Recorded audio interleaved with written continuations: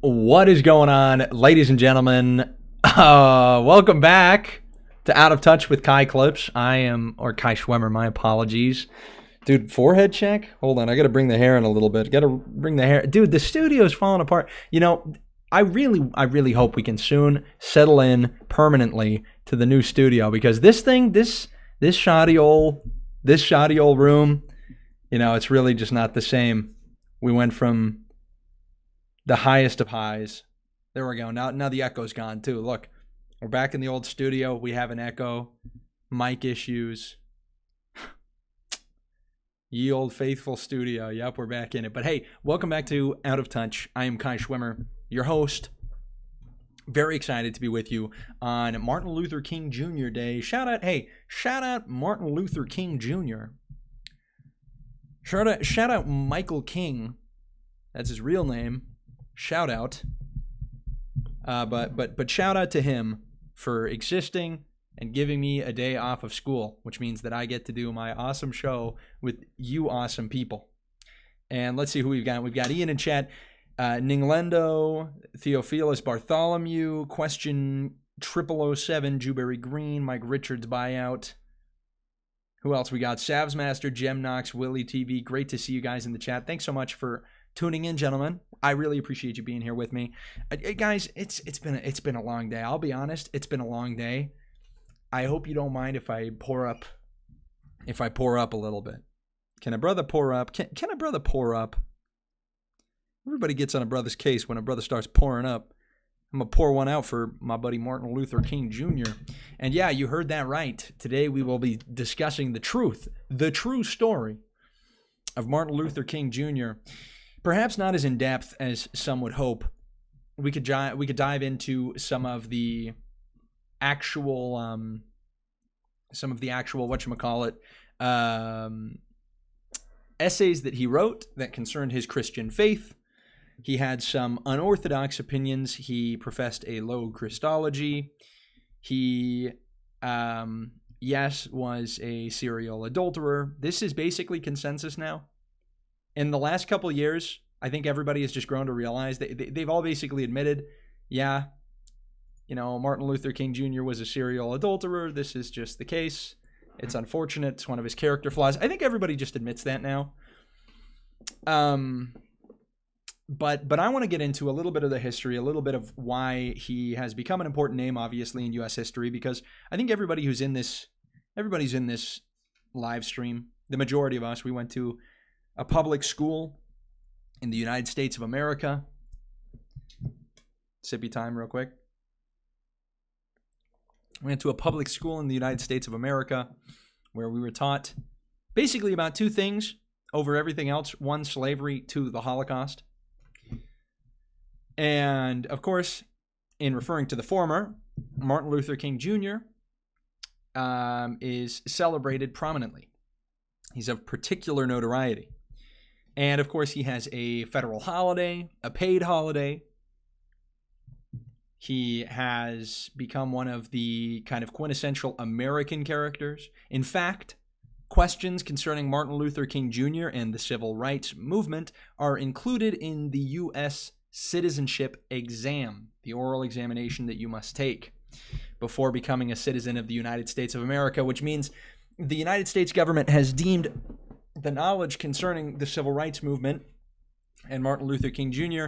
as crucial in allowing you to become an American citizen as is the narrative of our nation's founding. And I think that in and of itself maybe presents some issues, but we'll get into all of that. Shortly. And I'll say, look, you know, admittedly, there are some people who will, when discussing Martin Luther King Jr., I think they throw out some of the theological qualms without much substantiation. People just kind of, you know, you hear the same things repeated. You know, he denied the divinity of Christ.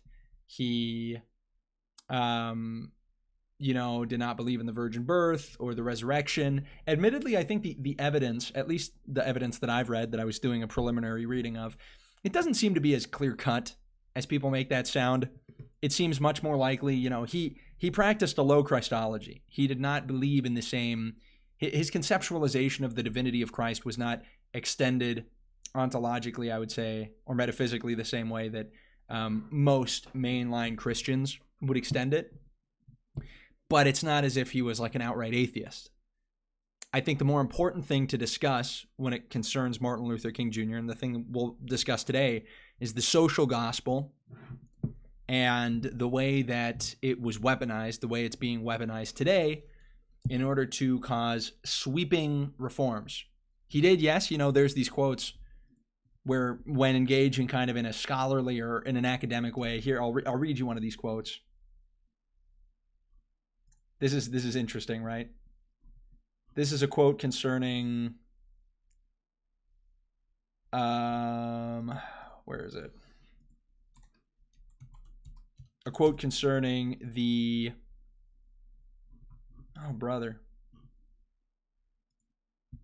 the resurrection.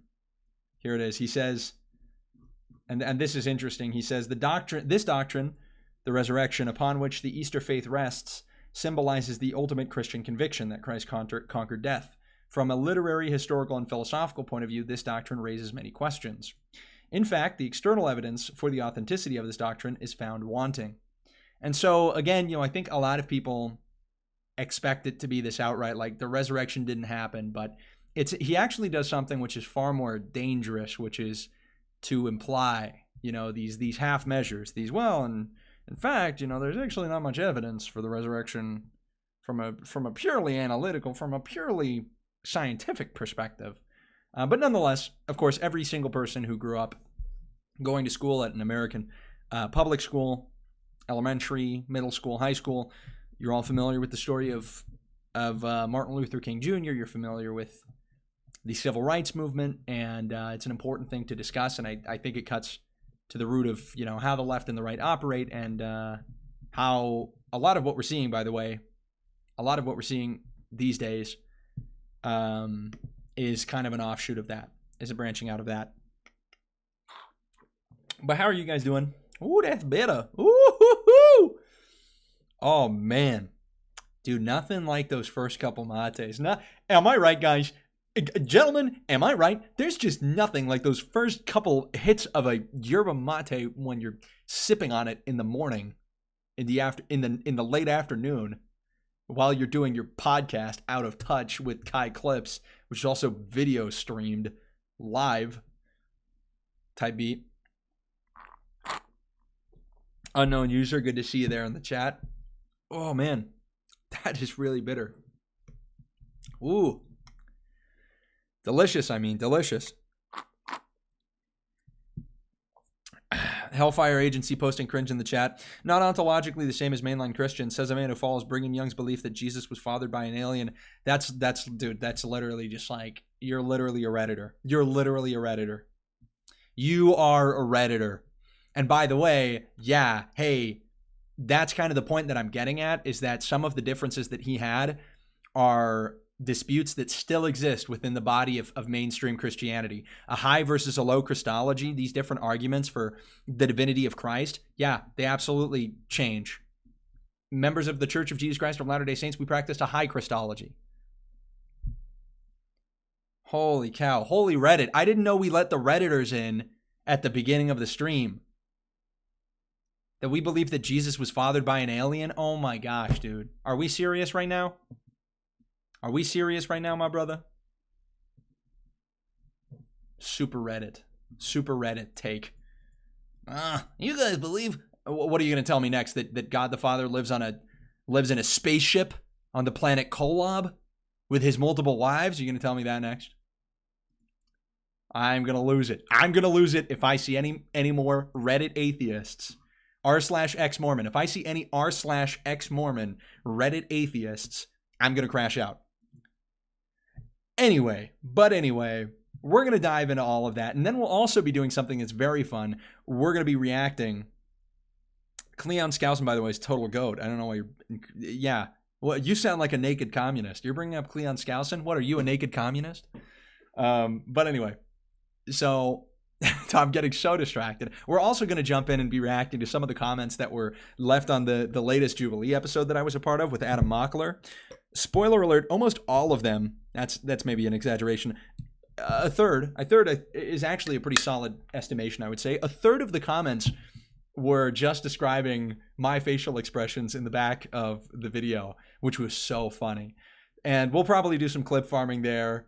We'll do some clip farming and we'll dive into everything. But if you would like to support the show, please go to powerchat.live/kaiclips. That is where you can send in a chat. All chats will be responded to at the end of the show. Of course, as always, you can support the stream, support what I'm doing, invest. The more super chats we get, the closer we get to building a studio where I don't have these same issues with the green screen. What'd you guys think of the last studio? I hope you guys liked the last studio. I thought it was a good change of pace. It's not as close quarters for me, and you have the desk in the shot. It's a great thing. It's a great thing. Anyway, let's dive into it. Let's just, rip off the Band-Aid. In public schools in the United States of America, there are two things you hear about more than anything else. You hear about the sin of slavery that stains the United States forever. Second, you hear about the Holocaust, which it wasn't even in the United States. So the fact that we hear about that, I think I even heard about it in my U.S. history classes sometimes. But these are the two things you hear about. And just as a matter of framing, I am an individual who's a firm believer that you should never allow your country to be defined by perpetual groveling,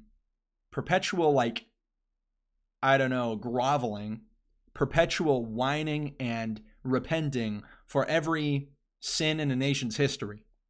I think that is one of the biggest Achilles heels that the West has.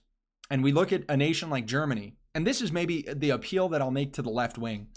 If you look at a nation like Germany, which obviously, played a not insignificant role in some of the atrocities committed over the last 100 years. If you look at a nation like Germany, what have they done ever since the Holocaust? What have they done ever since World War II? They have been in a state of perpetual grievance, groveling, apologizing since the 1940s. And it was at first a very literal punishment where their nation, their soil was divided. It was divided, it was factioned up. And what did this do? It created a schism. It broke apart. It literally broke apart families. Because of what Germany did during World War II, Germany was cut into pieces. Part of it was given to the East, to the Russians. Cities literally cut down the middle. If you look at Potsdamer Platz in Germany, if you look at photos of it before and after the Berlin Wall, you see the way that Germany was divided. There was a complete destruction of German identity in hopes that this would never really, this rise of nationalism would never again take place. And most of the left-wing versus right-wing politics that we have going on today, almost all of them are framed within that conversation or within that scope, right? Within the conversation and context of nationalism, of extreme nationalism, ethno-nationalism, which the left-wing perception is must always breed violence. I don't think that's the case, but I think certainly in the past it has. Ethno-nationalism has created many of the world's tragedies and atrocities. It has been responsible for them, but I think that we don't do ourselves any favors when we discount that economic restructuring by socialists, Marxists, and communists has driven probably a higher number of casualties. It has contributed to a larger percent of the total casualties of these mass murder or these kind of genocidal moments throughout world history. It's a larger percent than right-wing violence is, than right-wing fascism, extremism, whatnot has been. It's not to excuse it, but it is to say that, when we discuss these conversations, this isn't like, the Russian communists were the good guys because they beat the bad guys. No, there were a great deal of atrocities. I mean, what do you think? Pol Pot? You think Pol Pot was a Republican? Pol Pot was not a Republican, I hate to tell you. What do you think was happening in Vietnam? What do you think was happening, by the way, in Germany after World War I? or what was formerly Germany, the part of Germany that is then divided and that is turned into a foreign country where German citizens no longer went protected, and where these racial grievances, or maybe these kind of national grievances, are taken out on former German citizens. I mean, this is when we talk about history, it is anything but one-sided. It is anything but obviously, you know, the good guys versus the bad guys. And this is what people don't understand. I made a video about that a couple months ago, this idea that leftists don't know how to engage in politics because they can't get past the point of like, well, we call ourselves the anti-bad guy, good guy club, which means you guys are the bad guys because we're against you. And that means we're the good guys. And if you're against us, that means you're a bad guy because we're anti-bad guys. And this is how they use the term progressivism, right? And look, by the way, this is what we'll talk about with like the Civil Rights Act and whatnot and the civil rights movement. It's not as if it's just like this struggle in one direction from being bad to being good. All of these fights contain within them social causes that are far less benevolent than they appear, far less benevolent, far less virtuous than the cartoons we watched in high school make them appear. And that's a tough pill for a lot of people to swallow. And I think to some extent, this kind of a message of that it is all good, you know, I think that should be promoted. And I think that's the way that nations ought to speak about themselves. What do you think would have happened in Japan had Japan, you know, constantly been giving themselves lashings for the rape of Nanjing, right? Or Nanking. Is it Nanking or Nanjing?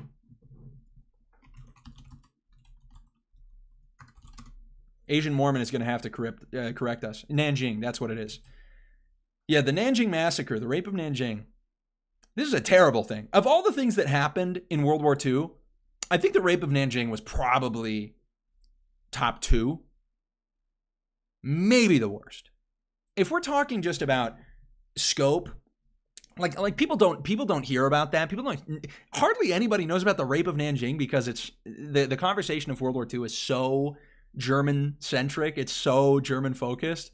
I feel like Japan just, you know, they got off with like a slap on the wrist. I mean, I suppose in the reality of what ended up happening, they maybe got the worst of the worst, which is 2 nuclear bombs being dropped on their faces. But it wasn't because of the rape of Nanjing. And when you go to school and when you go to learn about World War II, how many times are they telling you about these atrocities that the Japanese committed? Asian Mormon, okay, we're watching you. We're going to make sure that.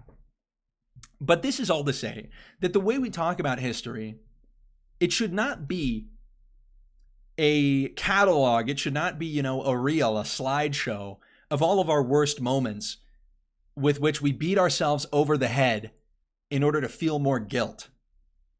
You know, there is an amount of guilt that must be felt that inspires us to act better. But when an individual, and we'll talk about this first at the individual level, when an individual hones in so much on his flaws, on his worst moments, what ends up happening? These statements of self-deprecation, the self-deprecatory behavior, emotion, all of that will eventually produce an individual who is maladjusted and, frankly, disposed to suicide. And that's what the West has allowed itself to become. That is what Germany allowed itself to become. What Germany did in World War II, okay, terrible. Killing innocent people, terrible, awful. I think we all agree. That does not mean that you have a moral obligation to allow in millions of refugees that are going to drastically transform the culture of your nation and change its trajectory for all of the future. These two things don't need to go hand in hand. And so we've talked about it before on this stream, but it is so important to mention. When we talk about the history of the United States of America, I don't think anybody is rushing actually to bring back slavery. And I don't think we have to, you know, beat ourselves over the head with the story of slavery over and over and over again to realize that. I think most Americans, I think almost every American realizes slavery was bad and that to some degree, and actually, I won't even just say some degree, to full up, you know, human beings should have equal protection under the law. I think everybody agrees with that. The issue is that once we reduce the conversation to these very basic, elementary levels of the good guys versus the bad guys, you begin to accept a lot of things without critically assessing them. And this is when you get somebody like Martin Luther King Jr., who, having an incredibly flawed personal life, who having religious perspectives that were not very Christian, actually, that were radically progressive, that went to try and dismantle a lot of power structures in the United States, not just, bad or oppressive ones, but ones that were arbitrarily deemed bad or progressive. We're talking about just law and order in general. We're talking about capitalism as an economic, as a way of structuring the economy. We begin to accept all of those things together with the identity of Martin Luther King Jr. And what's interesting, if you go to the MLK monument, they don't call him Reverend. This is an interesting thing I heard. There was this based black guy talking about. There was a based black pastor who was talking about this. He's like, why at the Martin Luther King Jr. Memorial, why don't they call him Reverend? Huh? Why don't they call him Reverend? Reverend King. Why don't they call him that? And it's like, hey, man. Hey there, my brother. That is a good point. So, yeah, that is, that's one of those things. That's one of those things that the Western world seems particularly proficient in, is beating itself over the head for all of its errors. How long does this have to go on? Do we have to tear down do we have to relocate every single statue of every single founding father? Because that's where this ends up going, by the way. Eventually, if we're going to take the story of civil rights to mean that we have to profusely apologize in perpetuity for every wrong we have ever committed as a nation, if we have to adopt, by the way, if we have to adopt this idea that we are a racist nation at our founding, if we have to adopt those ideas because the society we live in now becomes more and more progressive and becomes harsher and harsher in its, perspective of how we began, because that is what it is. The Overton window is shifting more progressive. And as it shifts progressive, where we started, which is really the same spot, and which really, comparatively to the rest of the world, is in a pretty good place. Like, compared to the rest of the world, we were pretty well off. That's like when people bring up racism in the Church of Jesus Christ of Latter-day Saints. And it's like, not to play the whole, I'm super anti-racist card, but it's like, I think most churches in the 1800s were pretty racist. And I think, I think there were actually a lot of things that maybe were racially progressive. Not to be anti-based, but yeah. But look, that's where it ends up going. In 20 years, if the culture begins shifting more and more left, we're going to have to end up taking down we're going to have to take down a statue of Jimmy Carter because he's against gay marriage. It's like, oh, we have a statue of Jimmy Carter. Well, he actually wasn't in favor of gay marriage. Teddy Roosevelt? That guy's got to go. That guy was an imperialist. That guy needs to go. And hey, by the way, literally nobody before the 1900s, before frankly the 2000s, was actually in favor of gay marriage. And we're going to get to the point where we have to take down all of those statues. And the worst part of it is that there is nobody good. There is no truly virtuous, excellent, and I think that's the operative word. There is no excellence with which to replace our national heroes and the national myths that we have. Oh, we're gonna take down our statues of George Washington, of Thomas Jefferson. We're gonna move them. We have to get rid of statues of even incredible leaders, and this is a controversial one, but of General Lee, right? Robert E. Lee. We're gonna have to take down all those statues. There's nothing redeemable in these characters because of their one flaws, but we're willing to put up statues of serial adulterers, drug addicts, CIA plants, frankly. We're going to put those statues up. And what's more, in place of these statues of excellent national heroes that truly embody parts of our national myth, this story of America as westward expansion of the last great empire, global hegemony, the settling, the colonizing, the pioneering. We're going to take the statues of those incredible leaders, and what are we going to replace it with? Like an imaginary fat black lady. And we're going to put it in the middle of one of the most important cities in the entire world, New York City. And this is, this is what we're fighting against. We're fighting for excellence in opposition to complete, just, I don't even know what you would call it. How would you even describe it? We're fighting for excellence to oppose complete uniformity and to oppose just complete, to oppose a lackluster national identity. We want to be the greatest. We want to be the greatest country in the world. We will. Do I still have this thing in my ear?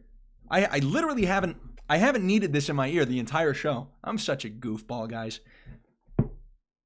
But that's what we're engaged in here. We're fighting for excellence.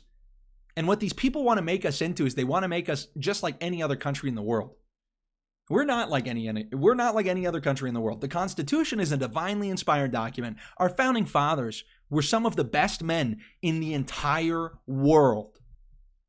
They were taken from the best nations in the entire world, and they went together to create an even better one. Now that is a true legendary heritage. But what we're replacing it with is this absolutely mundane national myth. We want to be exceptional, but they want us just to be normal. We want to stand out. We want to be a city on a hill. But what do they want? They want us to just be some blob and amalgamation of every normal and unexceptional person. Like literally, this is what that black statue is. What do they call this thing? Let me look this up. This is crazy. I really can't get enough of this. 12-foot bronze statue of a young black woman titled Grounded in the Stars. Obese, by the way. By a British guy.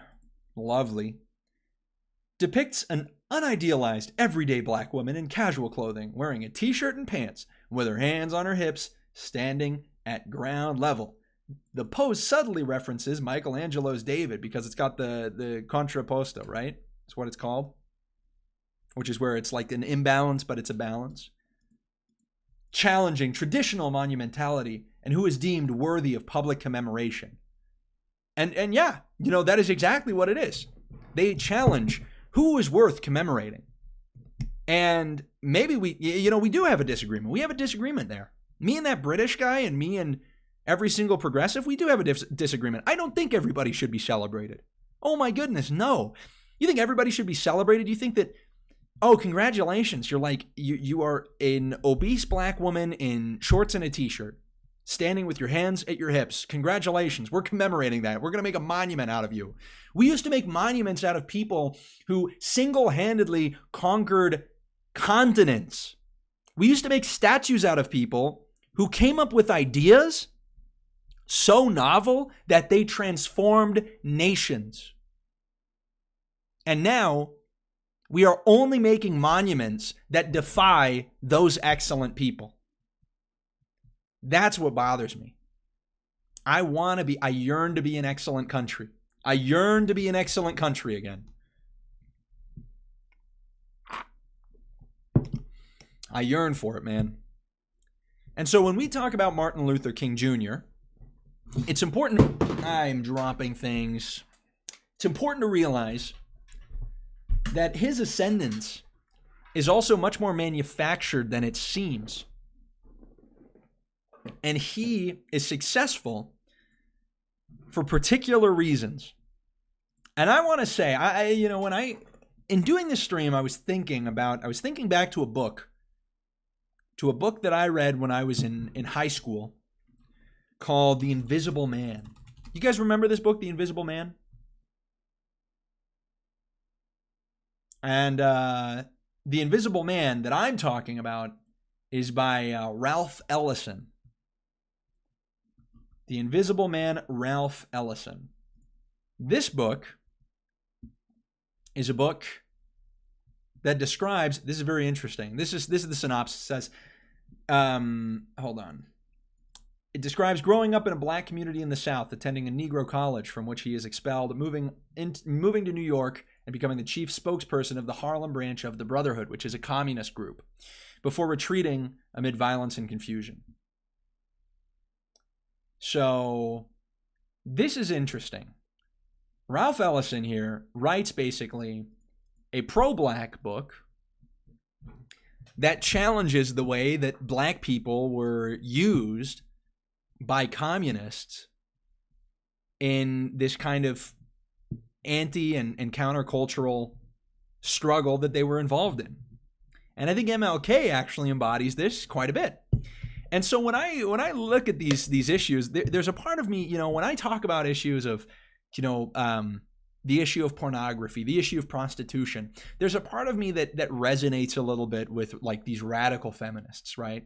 Because you do get some people who are on the other side of the political spectrum who are able to see things in true, like as they truly are. And radical feminists, I think, they're not very good people typically, but they're sincere and they are consistent. What they're concerned with is a complete emancipation of women. And I think that the emancipation of women they go about doing it in ways that are absolutely destructive to society. What's the cost? What's like the cost of emancipation for women? Destroying fertility rates around the globe and basically doing away with the institution of marriage altogether. And this is something that begins in the very first wave of feminism. Feminism at its root, at its inception, is a movement, an ideology, a progressive cause that harkens to the pagan traditions, Wiccan faiths of women in particular, and seeks to emancipate them from slavery, which they see as marriage. Or marriage, which they see as slavery. I should rephrase. And with civil rights, it's a little bit of the same deal, where although it has been marketed right, it's the idea, and even right-wing commentators, they buy into this. They're like, I'm a first-wave feminist. Oh, so you're like a pagan who seeks to like destroy the institution of marriage? Okay, interesting. It's interesting that we're just admitting to that. And then you have with the civil rights movement, it's like I'm pro Black Lives Matter. That's what people say now. Oh, so you're like a race communist. Oh, so you believe in like the destruction of Western society. I didn't know we were just admitting to that. And that is really what it is. From its very inception, every single one of these progressive causes has contained within it a poison pill, has contained within it something that is radical, that is Marxist, that seeks to destroy, firstly, kind of this idea of excellence, of meritocracy, of superiority in any way. It seeks to replace it with a complete equality.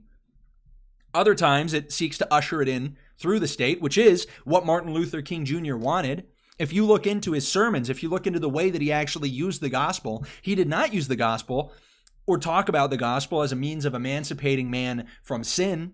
He rather saw the gospel and Jesus as a radical social progressive who could be used in order to champion progressive causes in our mortal lives. This is the way that I think somebody like a James Tallarico sees Jesus as well. Not as the Son of God who died for the sins of all mankind, but rather as a social progressive who is a great way to market left-wing causes to conservative or white Christian people. That is the way that these issues are framed typically. That's the way they're used. So Ralph Ellison, in writing this book, his main character is an intelligent young black man, foundational black American, who finds himself attending this university, right? And he gets a letter and he's invited to join with the Brotherhood. The Brotherhood, they are champagne socialists. There's an important chapter in the book where he goes to one of their meetings and they talk about him, like they discuss him as if he's just this object that they can use in furtherance of their political ideology. But that's exactly how it is. Understand that Martin Luther King Jr. is used by progressive politicians, firstly, as a little bit of a pressure release valve, because they do realize that this kind of black nationalist movement, this Pan-Africanism and whatnot, that maybe characters like Malcolm X are espousing, they realize it's a lot more dangerous to the system. They realize it's a lot more dangerous to the institutions. So Martin Luther King Jr. presents a nice pressure release valve, but additionally, he also allows progressive ideas that have taken over academia and that eventually do end up taking over presidential admins. It allows them to insert their progressive ideology very easily into the mainstream body politic. And they do it by doing what? They look at Martin Luther King Jr. and they make the assessment that this is a guy who has the title of reverend. He is, this Baptist preacher. He's charismatic. It's the way they look at Obama. I mean, really, it is not that different. It is, let's get Obama. This is like a well-spoken, well-dressed black guy. This is the way, by the way, that they legalized same-sex marriage. This is every single time totally intentional. It is orchestrated. It is put together. Books have been written about the plays and tactics that were taken by the pro-gay marriage movement, the tactics that they employed in order to get legislation passed in their favor. And what does it involve? It involves making same-sex relationships appear palatable. It includes a framing of rhetoric.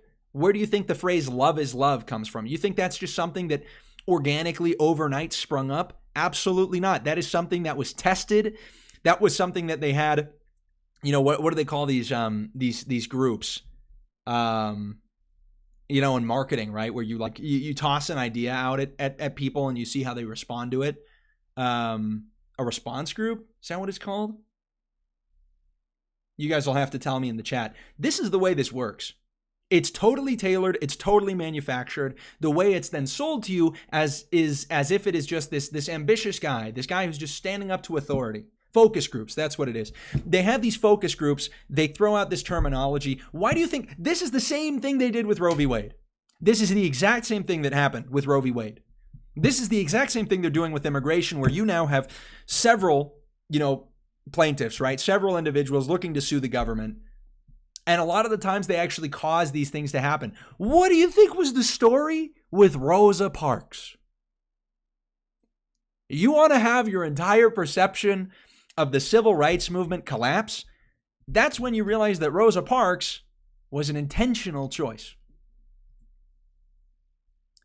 And this is just one of these things where you have to understand the different players in the story of the civil rights movement, whether they be Malcolm X, MLK, Rosa Parks, whoever, all of them are to some degree being intentionally used by this very subversive and foreign political element, which is progressivism, which is leftism, I would say, ideological leftism.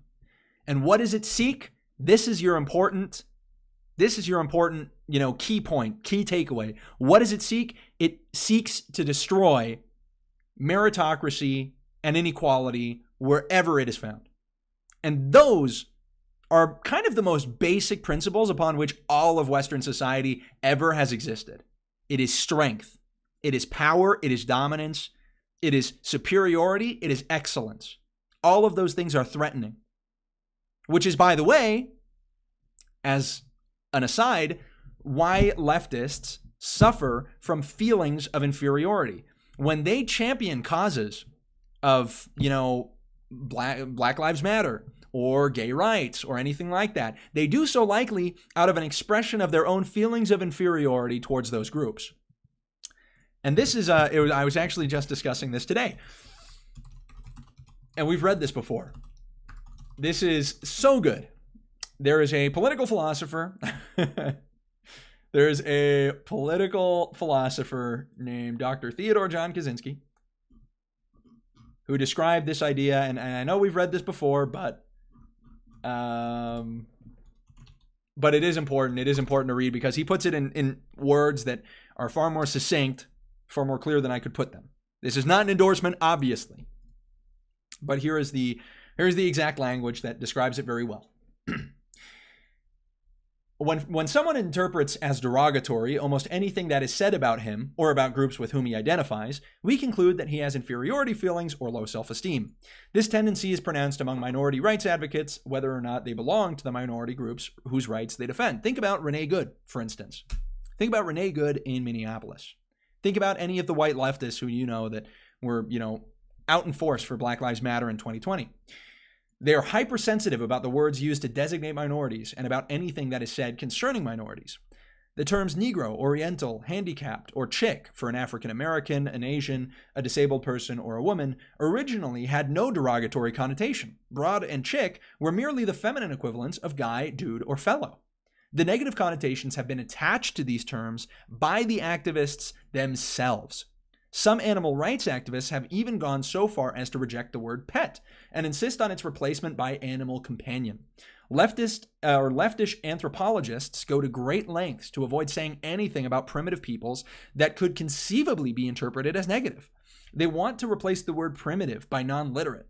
They seem almost paranoid about anything that might suggest that any primitive culture is inferior to our own. Those who are most sensitive about politically correct terminology are not the average black ghetto dweller, Asian immigrant, abused woman, or disabled person, but a minority of activists, many of whom do not even belong to any oppressed group, but come from privileged strata of society. Political correctness has its stronghold among university professors who have secure employment with comfortable salaries, and the majority of whom are heterosexual white males from middle to upper middle class families. Many leftists have an intense identification with the problems of groups that have any image of being weak, women, defeated, American Indians, repellent, homosexuals, or otherwise inferior. The leftists themselves feel that these groups are inferior. They would never admit to themselves that they have such feelings, but it is precisely because they do see these groups as inferior that they identify with their problems. Feminists are desperately anxious to prove that women are just as strong and as capable as men. Clearly, they are nagged by a fear that women may not be as strong and as capable as men. Now, if some of that is a little bit difficult for you guys to understand, think about it, and I love this example in the case of feminism. The way that we discuss feminism these days, or the way that you've heard it discussed, is that women cannot even be morally valuable until they can do exactly what a man can do, until they occupy the exact same spaces, until they do the exact same jobs, until they are seen socially with the exact same perception and legitimacy and with the exact same, preconceived notions and stereotypes as men, they cannot be equal. Now, to any Christian, this is ridiculous because we do not assess moral value on the basis of equality. We understand that people can be unequal in their capabilities, in their callings, in their natural dispositions. We understand people are unequal in these ways, but it doesn't mean that they are of any less worth. But once you have reduced yourself to moral relativism and scientism, you must root out inequality wherever it exists. And the only way you do that is by assuming the struggles of every single one of these groups, which is why the intersectional theory that leftists espouse and they use as their political framework is obviously the only way to go forward. For a communist who seeks to destroy inequality, what must he do? He must weaponize, for his own aim, the struggles of Black Americans against racism in the United States. But then, the very moment that it becomes unpopular, or the very moment that those aspirations of Black Americans threaten power structures that communists themselves need and require, what will they do? They will have them assassinated, they will have them martyred, they will push them out, as they did with MLK and Malcolm X. They will weaponize them to the point that is convenient.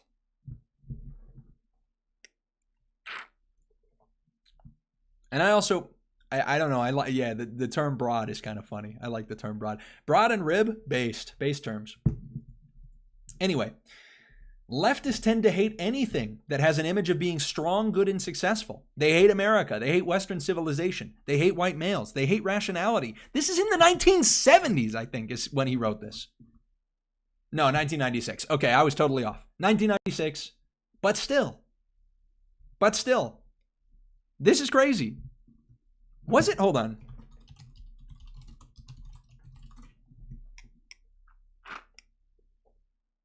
Yeah, 1995.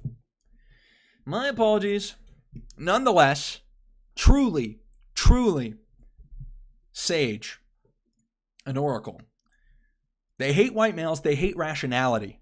They hate Christianity, I would add to that too, because it asserts a clear moral order. It asserts a hierarchy.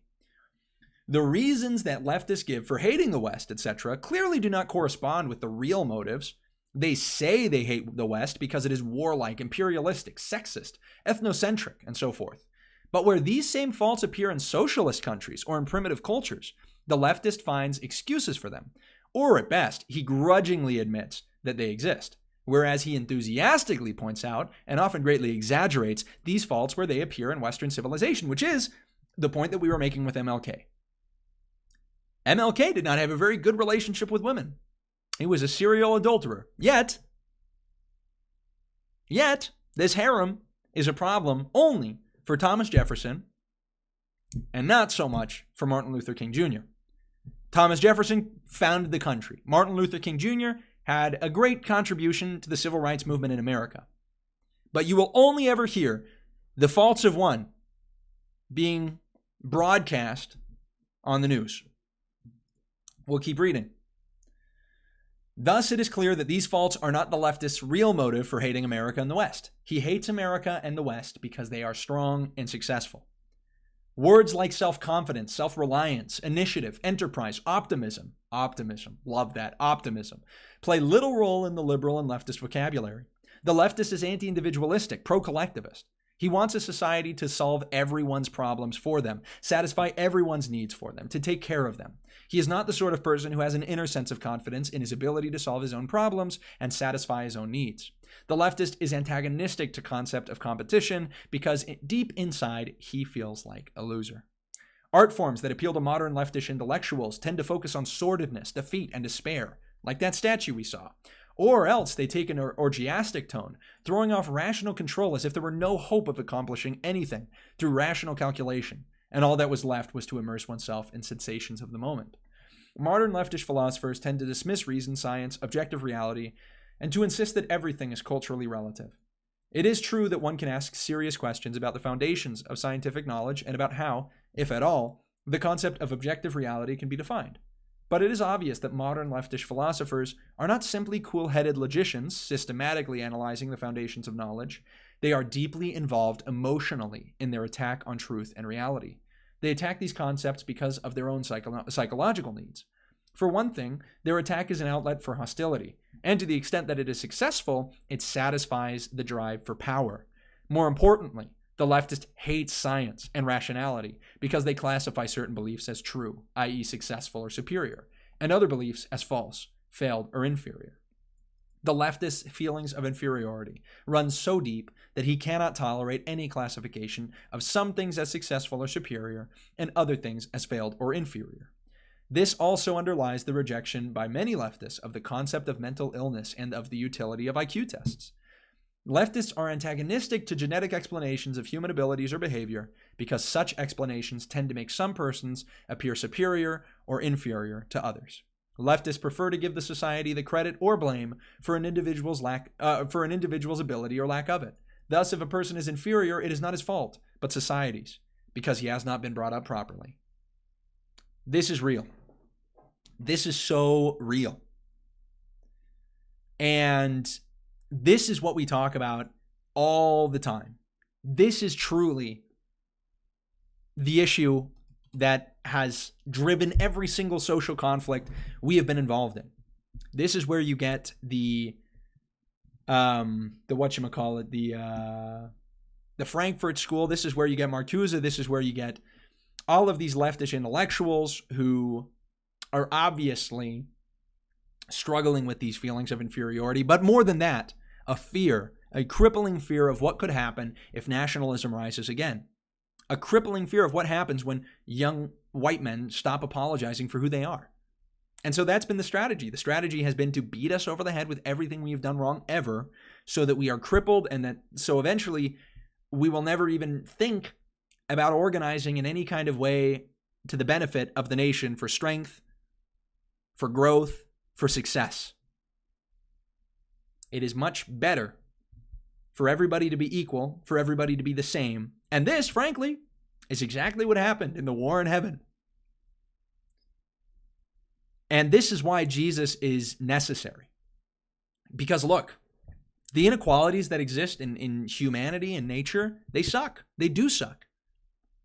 You know, when we look at this issue of crime, for instance, I had a conversation with a guy over the debate tour. I had a great time. I had a great time having a conversation with this individual. And we were talking back and forth, and he seemed to believe that all crime, or basically the disproportionate representation of Black Americans in the overall population of, or the percentage of violent crime committed, that it was all because of over-policing. And this was a consequence of systemic racism that was carried down from slavery, that the police were an early form of slave catchers. So that is when I asked him, okay, well, look, do you think that every neighborhood should be policed the same amount? And he said, yeah, at first. And then I said, well, that doesn't really make any sense. Like, do you believe that all neighborhoods have the same amount of crime? And he said, no. And so obviously it must logically be the case. It must logically proceed that there are some neighborhoods where more crime is committed. And within those neighborhoods, more crime is being committed by certain groups. And when we talk about that, it's not like this triumphant thing of, yes, we've looked at the crime statistics and there's a disproportionality. You know, I'm not cheering because I know that a certain group is contributing to a larger percent of the crime. But we have to be able to address it if we're going to improve things for anybody. Who is most victimized by Black crime? It's other Black people. And we don't want them to suffer the same way we don't want any white person to suffer, any Asian person to suffer. We don't want any of that happening. The only way you can address that is by actually punishing the people who do commit the crimes. And the only way you can actually do that is by admitting we have a problem in certain neighborhoods. So the inequalities that we have in reality, it's not as if these are the best things ever. If everybody could be excellent, if everybody could be the smartest guy ever, that would be great. But it is not our reality. And because that is not our reality, that is why we need Christ. Whereas leftish psychology and politics want this role of the savior to be put on to government, for government to fulfill the role, for the state to make everybody equal. Whereas they would want that, we know that we have a savior through whom everybody can be reconciled with God, regardless of who they are, regardless of whether they are really good at something or really bad at it. We have a savior. And we know that that savior can't be replaced by any man-made mortal institution. Nonetheless, the left will attempt to remove God because it is a shocking reminder of our inequality, and it is a shocking reminder, by the way, of the hierarchy that exists in the universe. Yeah, we have a king. We do have a king. His name is Jesus Christ. There's nothing scarier than the assertion that we rely ultimately and only on a man who is God, Jesus Christ, and that we cannot create a stand-in.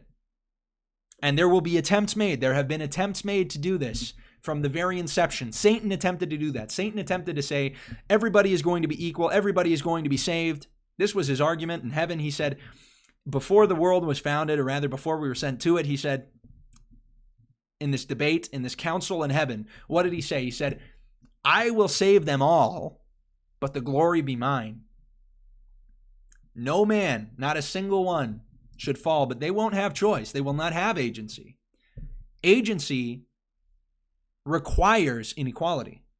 Inequality is a natural consequence of agency because not every single person is the same. We've never been the same. We have eternally, our existence eternally has been unequal. There are noble souls, there are less noble souls. Eternally, we are different. Our souls are different. If our souls were not different one from another, we would all be the same person here. And Satan, attempting to make himself God, attempted to strip us all of our agency, save us all. But this would have, first of all, absolutely hindered our progression. And second of all, He wanted the glory. He tried to usurp it the same way that leftish politics and psychology attempt to do so now. They attempt to make the government a god. They attempt to build, and this is where I get into the technological stuff. They do attempt to build a Tower of Babel. They absolutely do. I don't like this whole thing of going to Mars. I don't like that. Oh, we're going to conquer the stars. We're going to go. And admittedly, look, it's kind of cool. It's kind of cool to, have the idea of like westward expansion. No, dog, universal expansion. We are going to expand into the stars. We're going to conquer them all. I get that. But it's also a false hope. This false hope that, we're going to leave the planet. We're going to be able to live on Mars. You can't breathe on Mars. These scientists get so excited because they heard that there was water on Mars once 1 billion years ago. There's water on Earth now, but you're not doing a single thing to take care of it. And to the extent that they do want to take care of it, usually it's just to impose more control on individuals about their freedom. I'm looking at you climate people. I am concerned with conserving the environment. I'm absolutely a conservationist in that way.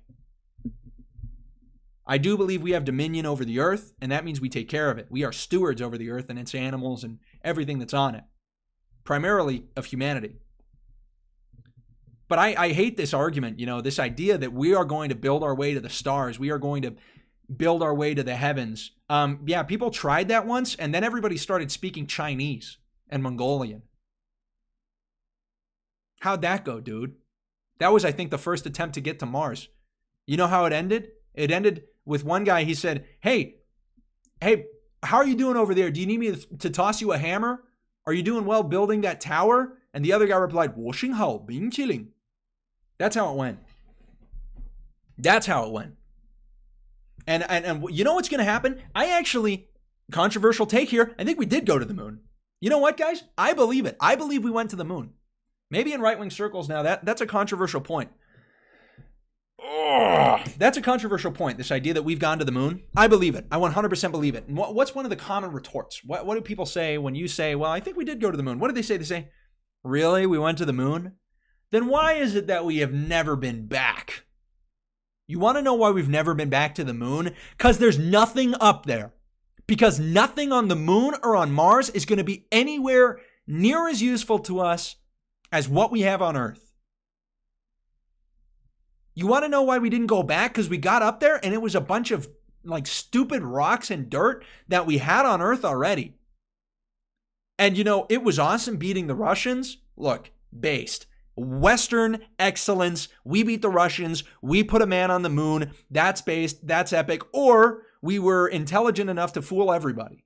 Both of those answers, equally viable, equally awesome, equally cool. We bankrupt the Soviets and tricked everybody into believing that we were on the moon. That's equally cool. But we get up to the moon and we're like, guys, it looks like there was water here 1 billion years ago. Guys, look at this dirt. Look at these rocks that we found. Look at these minerals. And then we realize, we actually it cost us billions of dollars to get up here. We're not doing that again for a while. That's why. That's why we haven't gone back to the moon.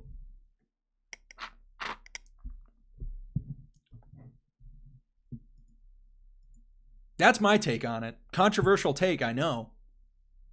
Controversial. Kai comes out as a moon believer, a moon truther. Anyway, that's a bit of the take. But understand, when we talk about Martin Luther King Jr., the way he is framed is in an intentional and deliberate way.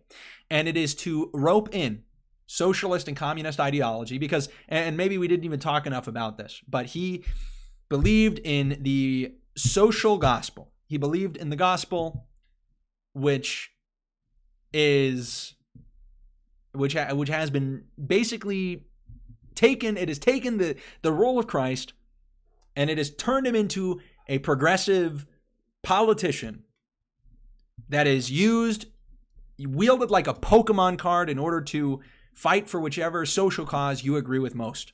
Want people to pay more taxes? Boom, quote Jesus. Want people to let in 1 billion refugees into their country, which is going to cause, a ton of damage to a lot of people? Boom, just quote Jesus. That is the way that the social gospel views the atonement of Jesus Christ and his mission on the earth. It's a low Christology. Martin Luther King Jr. does not come out very strong as a reverend. That is not his primary identity. He is a radical social progressive who was used, weaponized, dare I say, by the state to the furtherance of certain social goals and aims. And we are living through the consequences thereof. So next time somebody says, Martin Luther King Jr. is like the most epic guy ever, you tell him, yeah, well, what did he think about the virgin birth and about the resurrection? And what about his adultery? And then they'll say, yeah, well, what about the founding fathers? They committed a bunch of crimes and were slave owners or whatever. And then you say, yeah, well, when's the last time you saw somebody take down a statue of Martin Luther King Jr.? Case in point. Anyway, thank you guys for tuning in. Thank you guys for listening. We'll run over our super chats and then we'll dive into our reaction. We'll react a little bit. We love reacting. I'm a reactor. I must be a fine brother because I be reacting. Get it? Fine bros? Get it? It's a fine bro reaction meme reference. They honor him with their lips, but their hearts are far from them. So true. So true, bro. So flipping true. All right, let's dive into our super chats, gentlemen. Here we go. All right, first super chat, Asian Mormon. What a goat. What a goat. Once again. I was thinking as I was talking, is Asian Mormon like Mongolian? They're Asians, Asian technically. Mormon sent $88 Kaiser kaiclips. Ah, thank you, man. Kaiser kaiclips. I wish that was my name. I wish my name was Kaiser. Yo, banger? Hold up, what's this? Handling Bayern. Satzfreundlich. Jawohl. Satzfreundlich, habe ich gesagt. Holy cow. Oh, it's Bayerisch. Freundlich, habe ich gesagt, nochmal. That's why I can't understand it, because it's Bayerisch. Ich spreche nur Hochdeutsch. Hochdeutsch. Bayern, das sind wir. Sie sprechen sehr komisch in Bayern und auch in die Schweiz. Ich kann nur Hochdeutsch sprechen, weil ich von Rostock bin. Anyway.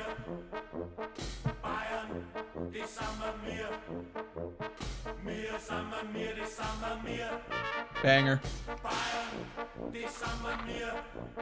Our ruling class despises grandeur and wallows in guilt. True.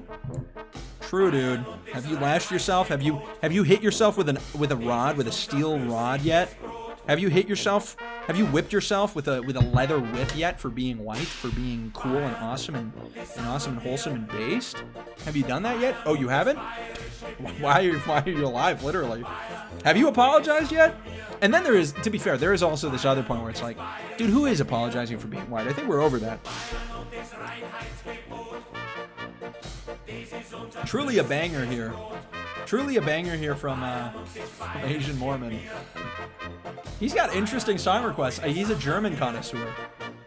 Our buddy Asian Mormon is a German connoisseur, it seems.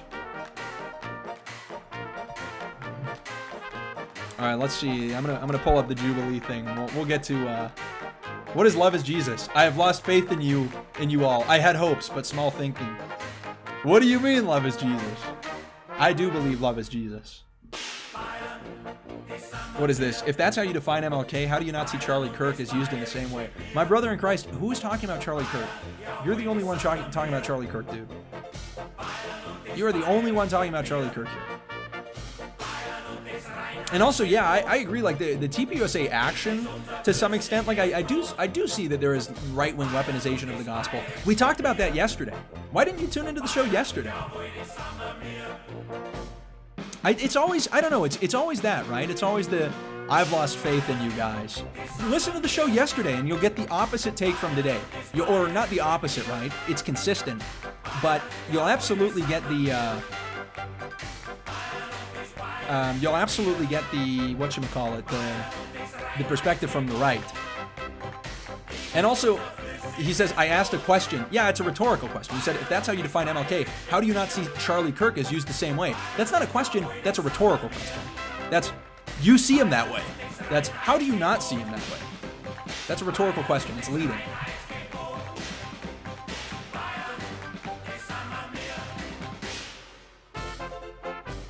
Yo, Schizo Saint, love you too. Asian Mormon, what a banger. Thank you for the 88. Huge shout out. Thank you, my goat.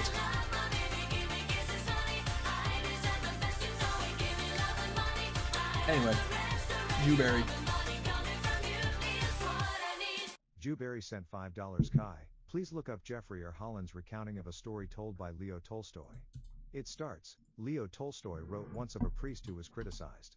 It supports every truth bomb you have dropped in this live stream. Let me look this up.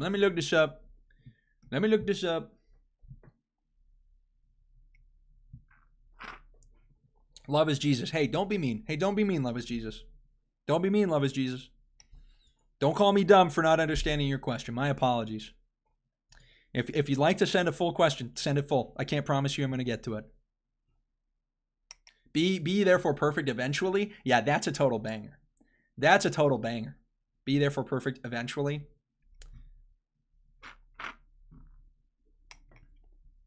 Here, let me see this. It is from that talk. Oh, yeah. That is from that talk. Let's see. Let's pull this up. Be therefore perfect eventually.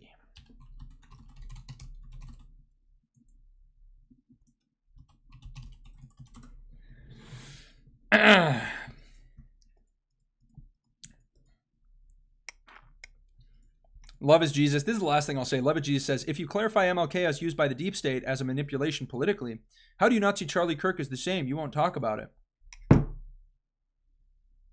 First of all, you're assuming my opinion. Second of all, I do.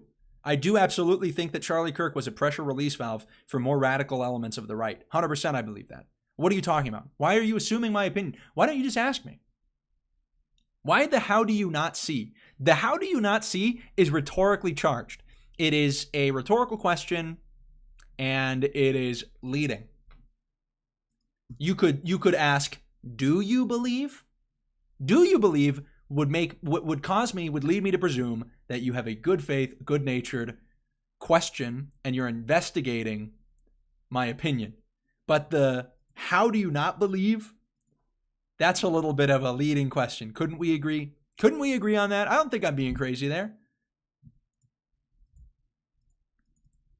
Answer the question then. I mean, but you're slandering other races. You're delusional. How am I slandering other? What are you talking about? How am I slandering other races? What have I said that is a slander to other races? Goodness gracious. The only thing we've talked about in this show of other races is the fact that black Americans commit a disproportionate amount of the violent crime, which is literally just true.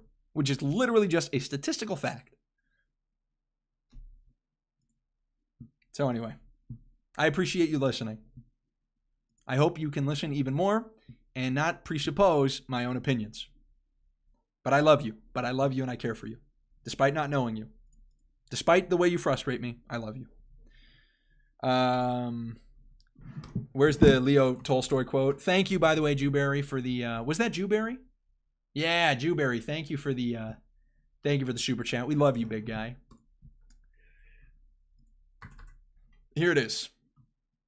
In that regard, Leo Tolstoy wrote once of a priest who was criticized by one of his congregants for not living as resolutely as he should. The critic concluded that the principles the erring teacher taught must therefore also be erroneous. In response to that criticism, the priest says, "Look at my life now and compare it to my former life. You will see that I am trying to live out the truth I proclaim." Unable to live up to the high ideals he taught, the priest admits he has failed. But he cries, "Attack me if you wish. I do this myself, but don't attack the path I follow. If I know the way home, but am walking along it drunkenly, is it any less the right way simply because I am staggering from side to side? Do not gleefully shout, 'Look at him! There he is, crawling into a bog.' No, do not gloat, but give your help to anyone trying to walk the road back to God." Based quote. Love that. That's literally, I'm literally the priest, but I'm not a priest. But I'm not even a priest. I'm not even an ecclesiastical leader. But I do be walking the road drunkenly. And I hope as much as I do talk about religion in these streams, I hope you guys don't look at me as an ecclesiastical authority. I hope you guys do not see that.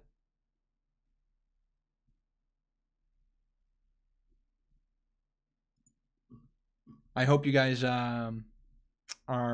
can be patient with my shortcomings and can understand them. I love you guys, and yeah, very epic quote. So true. So true. Do not destroy your nation because of the wrongs it has once committed. Ninglendo says, Kai, who do you think does a better job of recruiting / pushing people to the America First side? Progressives or neocons? That's a good question. For me, it was neocons. I think neocons do, honestly. I think, yeah, I think neocons. Not gonna lie.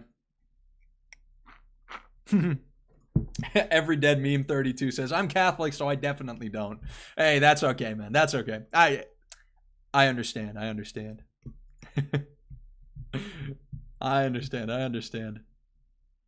Yeah, I think it's neocons for sure. And yeah, no worries. Admittedly, though, it's like a lot of the principles we talk about, I try to make them universal. There's certain things, like for instance, the war in heaven, that part, I have an expanded perception of how this all goes down and plays into what I'm talking about.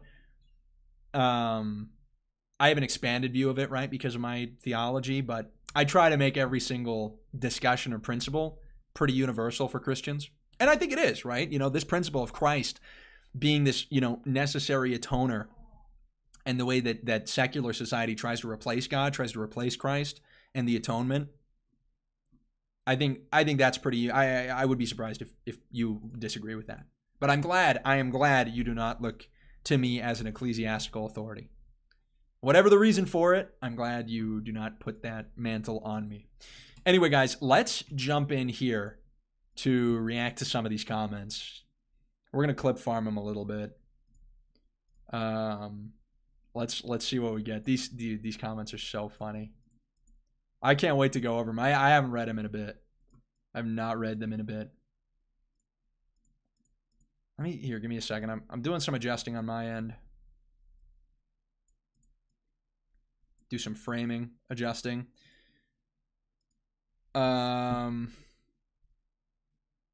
Did you see somebody clipped you on Twitter going off with the Book of Mormon Saturday? Yeah, Deseret Kansan? Kansason? Is it Kansan? I actually haven't looked at his username. But people from Kansas. Kansason? All right, let's oh, dude, there's new comments. Oh my gosh, I love this. Also, I realized watching back my stream the other day, I need to say bro less. That is super unacademic language. I need to say bro less. Hashtag say bro less. That's a good hashtag. Hashtag say bro less. We need to be employing more academic language. All right, let's jump into some of these comments. What do we got over here? All right, let's start. Whoa, this stuff messes with my blood pressure. The girl in red is a complete fool. Dude, let's not. You're probably surrounded by homosexuals. That's so effed up to say. I'm not gay or anything like that. Just have basic human empathy. Basic human empathy is so funny, dude. Basic human empathy is the funniest phrase to me. Oh, hold on. There we go. Now you guys can see me. Basic human empathy is the funniest phrase. Let's go. Let's see what's going on. So cocaine is worse than rape. What is the context of that comment? What is the context of that comment? What on earth could be the context of that comment? The liberal got absolutely destroyed by everyone. OMG. That's not true. That is just straight up not true. So this is us. We're going to be reacting to the comments about this latest Jubilee video. Adam Mockler versus 20 Gen Z conservatives. Hey, thank you, Asian Mormon. There's the 12. We count for it. We always count on it. And there I am. There I am. Hey, who's that sneaky guy? See what he says. Asian Mormon sent $12. All these commenters are probably your most recent followers. Yeah, could be. Could be. They're the new heads. The new heads. There will be sifting. There will be sifting. Absolutely. There will always be sifting. Good point. Good point. Dude, we've jumped up almost 5,000 subscribers on YouTube in the last 30 days. But anyway, let's keep, and these are new comments, by the way, guys. So let's read through this.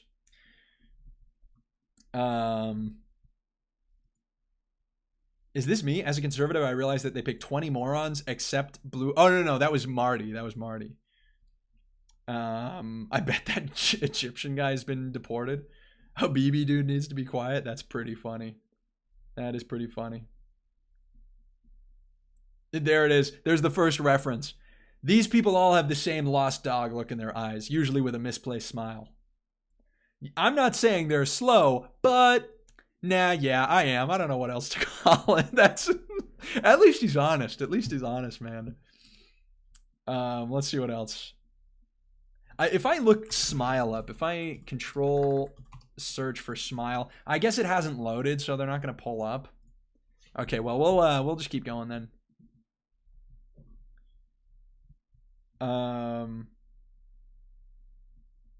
Where is this?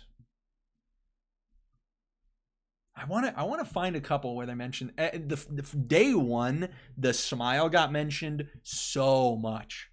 The smile got mentioned constantly. Let's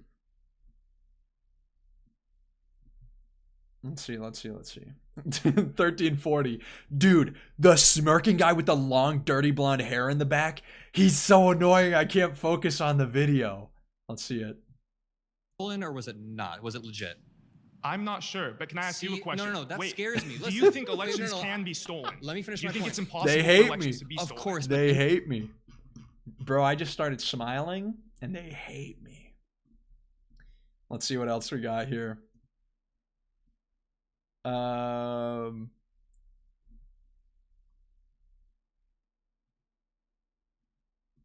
I hate the blonde guy they keep bringing on. He's obviously a psychopath. That's crazy. I'm the American psychopath. Got him. Got him. This is a nice comment. I love the amount of respect shown between both parties in this Jubilee episode. I would love to see more like this. Huh, thanks. Thanks, Dashota Yojang 6840 with the Naruto profile pic. Oh my goodness. Thank you so much, man. Hey, thank you. I appreciate you for saying that. All right, what's this?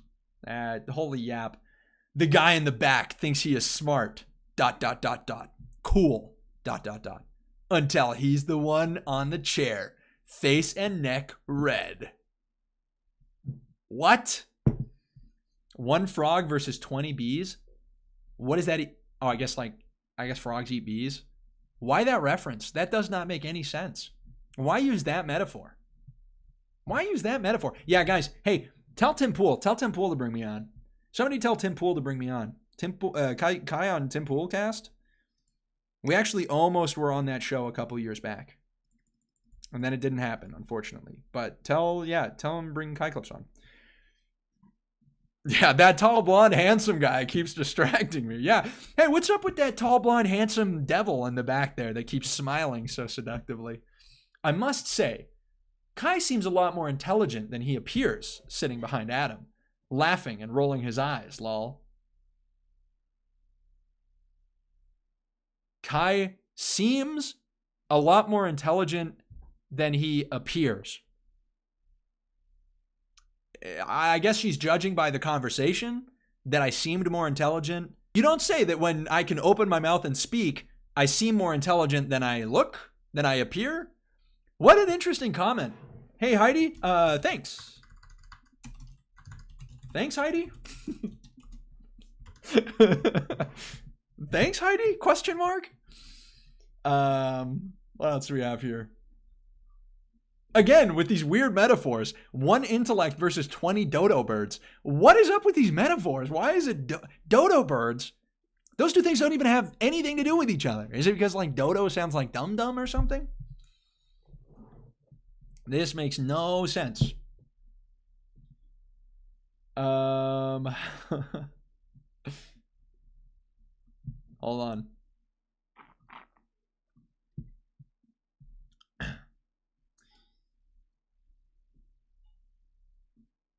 Where is this? 2.2 zoom, so you don't have to look at the dude in the rainbow shirt. Is that me? Is that me? Is he talking about me, the rainbow shirt? It was blue and white and... No, it was blue and yellow and something else. Blue, yellow, red, I think is what it was. It's so funny, bro. Where's this? Oh, this is funny. The gal at 137 saying that all young men use the N-word as a joke amongst themselves, and she doesn't see any issue with it. Of course she's wearing a cross pendant. Of course. These people are the biggest hypocrites. He had Here's the couped clip. the government, or at least attempted to coup the government. This isn't even the moment. I live in the city of Chicago. This He's is not even posted the moment. AI memes of Chicago being invaded. He sent the military into Chicago. So over the past, where's Sarah's moment? There it is. Like that chat was any sort, like that meant that fascism is on the rise. It's like you've never been at Call of Duty lobby. Like it's called making edgy jokes. Okay? Wait a minute. You make those types of jokes? I don't personally, but like that's Okay. like every young man ever. Because she's a girl. She doesn't make those jokes because she's a girl. She's just like a girl. She doesn't make those jokes. Of course not. Nope. What the? Wait, do any has of like you made a joke raise like your that hand in if you make those private, types of let's be jokes? For real.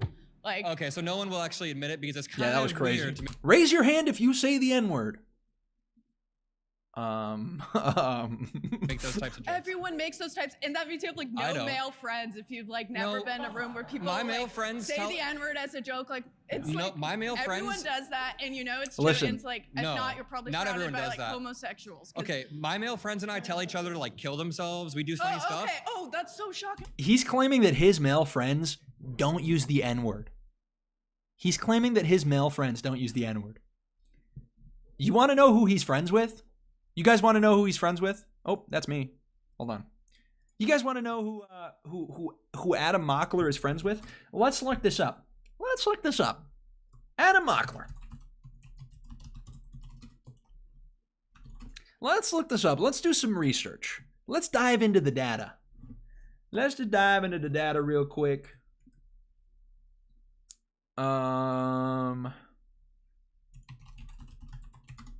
Where is this? So Destiny, here's Destiny, or here's Adam Mockler rather, with his buddy Destiny. Not always, no. Should Hillary Clinton... There they are, sharing a stage. There they are, hanging out. The police just subscribed on YouTube. Hey, thank you for subscribing, G Police. Was Here the they first are. part of that you felt like the Destiny and Democrats Adam have gone Mockler, further they're left? two buddies. Is that the first part of your They're two question, buddies. or- No, I have been. We pushed love further Destiny left and Adam because of, Mockler. like, Good January buddies. 6th. Yeah. Oh, what's this? This is Destiny's difference between saying the N-word in public versus private chat.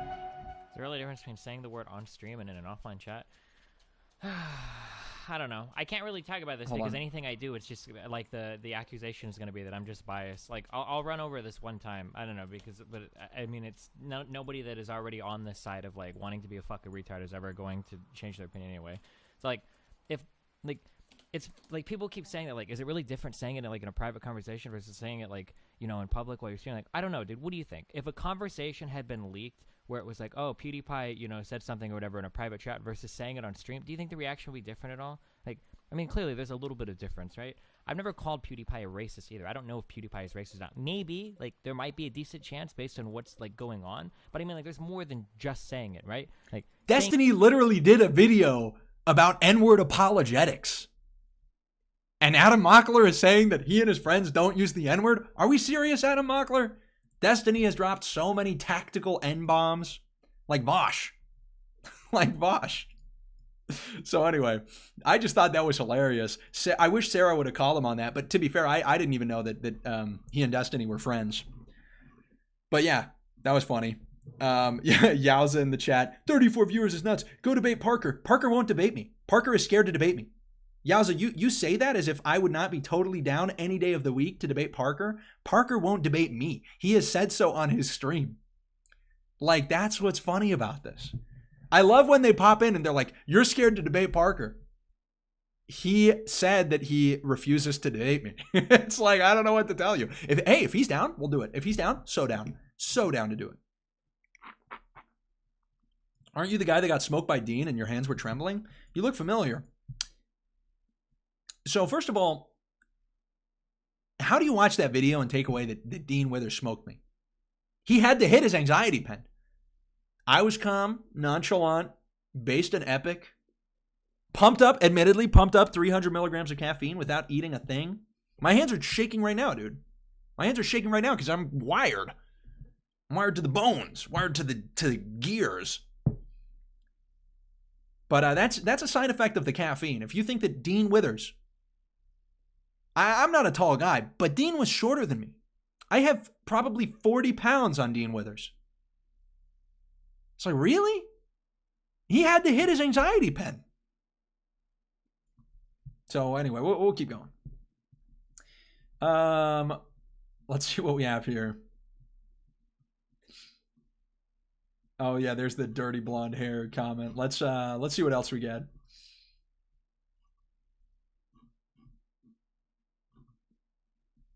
The dude in the colored shirt is racist.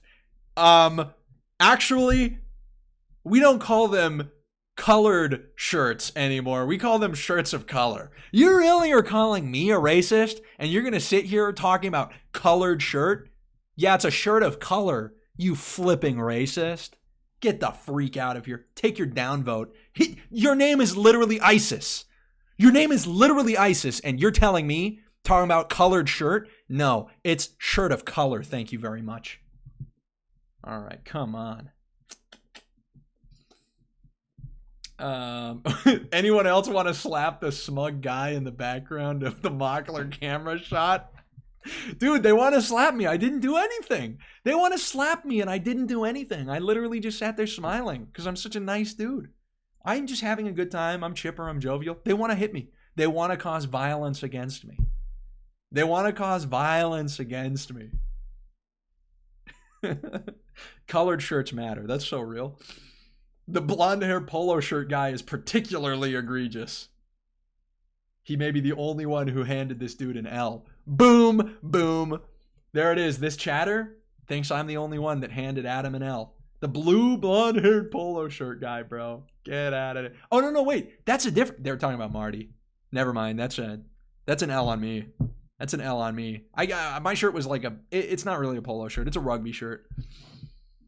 Yeah, dude. It's over. That was Aura loss. Aura loss. L Aura.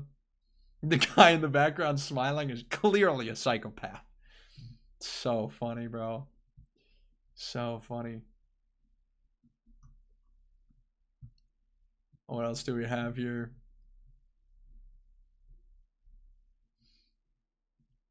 Oh, some of the first ones were so good, dude. This guy's crashing out. This guy's crashing out. Holy cow. CHIPS Act did that. Don't need tariffs and that tax Americans. These people are example of Fox X and GOP brainwashing. No one likes Jimmy Kimmel, but he's back on air? Okay, dude. Okay, chill. Take a chill pill.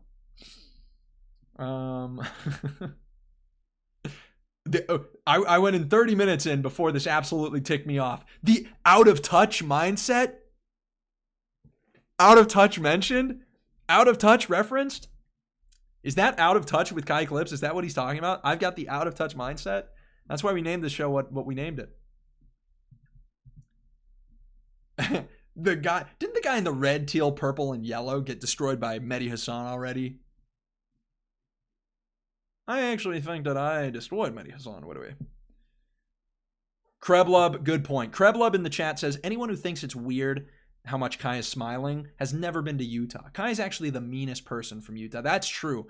I am the meanest person in the state of Utah. I am the meanest person in the state of Utah. Hey, thank you, Asian Mormon. Thank you, Asian Mormon, for the $10. For the $10 founding father without a father got a lot smarter by working a lot harder by being a self-starter. Dude, I've seen it once. I don't know how I have that memorized. Shows the degeneration of our culture. Generational run for shirts of color. So true. Shirts of color being put into the mainstream. What else we got here? These dudes need to take a lewd. That's crazy. A Quaalude reference in the Big 26? That is crazy. A Quaalude reference? Some of these people need to take a lewd and chill out. That is a crazy reference, bro. Have you guys seen that? Have you guys seen the Quaalude video? Hold on, let's look this up. Let's look up the Quaalude video. You guys got to see this. Hold on. Quaaludes. This is so funny, bro. Where's the video? Quaalude old man. Quaalude's old man. This is it. Well, let me tell all you young people out there. The toy soldier race. Hold on. This is so good. This is so good. What is this guy's name? The kid from Brooklyn. The kid from Brooklyn. Quaaludes.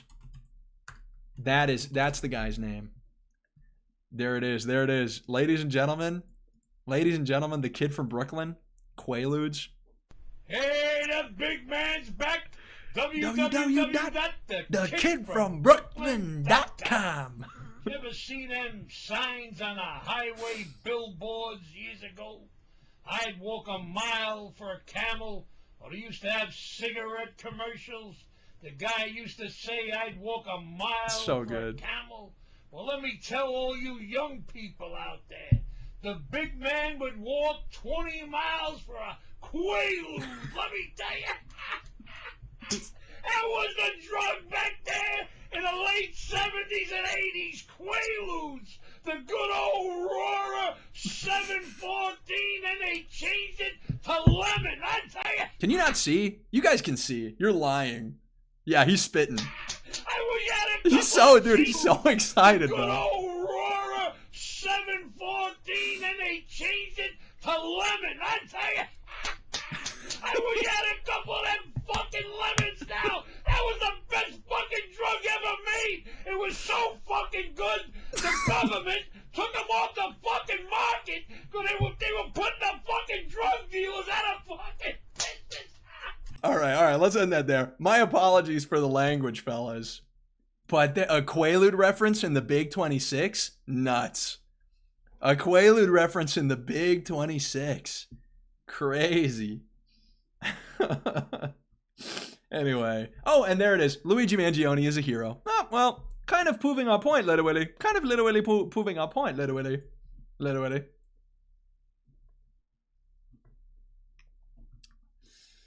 What else we got here?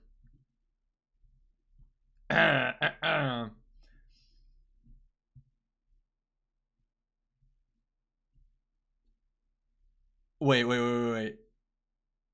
This is probably about me. This one is probably about me. I went to school with one of these guys, and he is just as terrible IRL. My sister judged him when he did speech and debate in high school. She also thought he was insufferable as well. Who is this? Jasmine Geary. Huh. Bro. We're watching Shane Dawson. Updated 4 days ago in the Big 26. These are my haters. These are my haters. They watch Shane Dawson in the Big 26. Don't judge me by my friends. Judge me by my haters. So, anyway. What else we got here? There's another one. I went to school with one of these people, and he was just as infuriating in class as when he was in this video. I swear to you, in all my life. I wonder. Playlists. If this is about me, to be fair, it could be about anybody else. But is this like...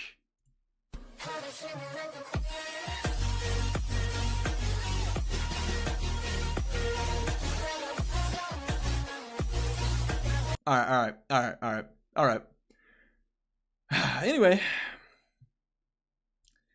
Anyway. So that's exciting. Let's keep going.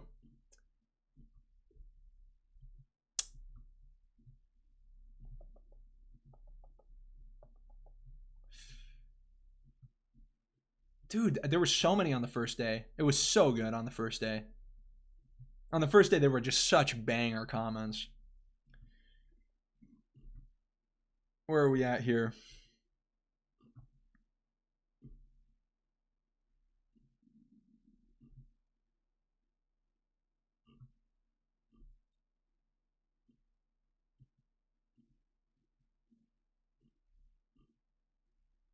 Okay, maybe we'll do top comments because I feel like there's a bunch of top comments that talk about the smile. Okay. Let's go. Top comments. Oh, this is mine. Thanks for having me. Time to rage bait myself. Dude in back has to be a paid rage baiter. Nope, I do it for free. I do it for the love of the game. They don't even pay me to do it. I do it for the love of the game, okay? Paid rage baiter? Please. I do it for the love of the game. So funny, bro. What else we got here?